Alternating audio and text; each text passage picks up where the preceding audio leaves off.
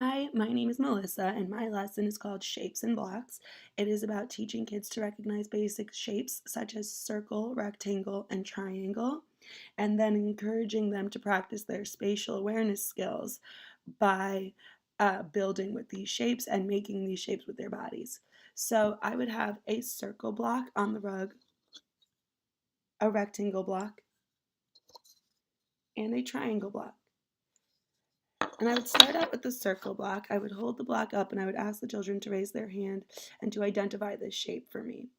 Once the children were able to say that this is a circle, once we figured that out, I would ask them to look around the room or to think about things that they know and to tell me what things they know of that are circles. And the children may answer clock, they may answer eye, like their eyes, um, they may say a basketball or a soccer ball. Then, once I've heard a few suggestions of different things they know of that are circles, I would then ask them to make a circle with their hands or with their bodies. So, some kids might make them with their hands like this. Some kids might go down into a little ball and make a circle with their bodies by being in a little ball on the floor. Then I would move on to the rectangle and repeat this same process with the rectangle shape and with the triangle shape. Then once this process has been repeated for all three of these shapes, I would then send the kids off into an open-ended playtime where one of the choices was working in the block area. And in that area, there would be a teacher there who would be prompting the kids with open-ended questions such as, tell me about your block structure, or tell me about what you're working on. Um, the teacher would also ask them more specific questions as well relating to the shapes, like what shapes are you using to make that, or oh, I noticed you used a circle shape, like how did you use that circle shape, or what are you using that circle shape for? When the playtime was over, I would regather the children on the rug and I would ask them to share with me their idea, what they built, and also to tell me what shapes they used when they built it. Then finally at the end, I would hold up each of the three shapes again, and I would ask the children again to identify the shapes to review. So I would ask them to identify that this is a circle, that this one is a triangle, and that this one is a rectangle, and that this one is a triangle. Um, and then the kids would go to music. There is one child in the class who is diagnosed with autism. So for him, he is a very exceptional child in that his academic skills are very, very advanced. He's already reading and writing at 3 years old. He can identify shapes that are much more advanced and much more complicated than this.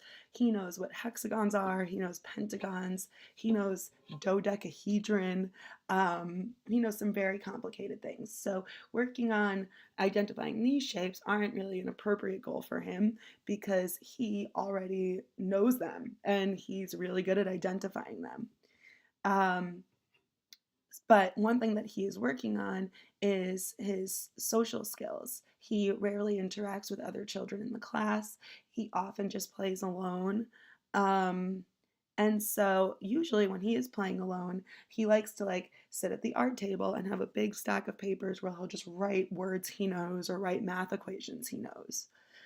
So for this lesson, what we're going to focus on for him is going to be mostly about social interaction during that open-ended playtime. So the teachers are going to play into his strengths a little bit by asking him to create some signs for the block structures that are being created in the block area because he can write words and it's something he likes to do. So the teacher's going to give him a clipboard with some paper and pencil and ask him to come over to the block area where she will first model asking some children about what they're working on. So she'll come over, pick a group of children and say, "Can you tell me what you're making?" And when the children respond, maybe they'll be making a castle. She'll say, "Oh, like they're making a castle. Can you make us a sign that says castle?" So then he'll make a sign that says castle and she'll prompt him to give that to those friends, which would be a big step for him because he has a hard time sharing materials and giving anything to other children. Um, Then she will, after modeling how to ask the questions about what other kids are making, she'll then ask him to ask himself. She'll prompt him to ask other children. So she may say, can you say, what are you making?